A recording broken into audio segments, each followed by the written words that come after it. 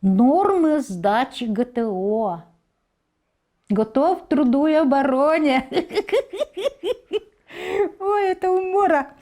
Что значит было? Во-первых, бег вокруг больницы. Хочешь в халате, хочешь в костюме спортивном. Во главе главврача.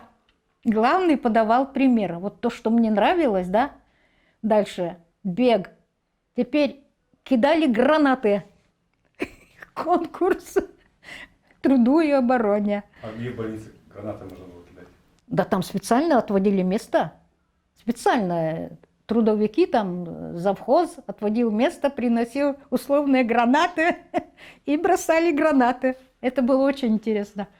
Ну, там потом для мужчин были эти количества, ну, подтягивались, да?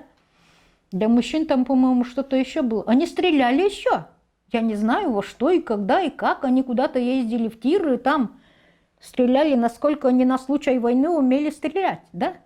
Вот это было очень интересно и, ну, так сказать, для разнообразия жизни. А принимала, вот кто-то из военкомата был или из ДСАФ? Да, скорее всего, из ДСАФ, да. Да, был тоже свой состав комиссии. Комиссия была, они наблюдали, зачисляли, вычисляли.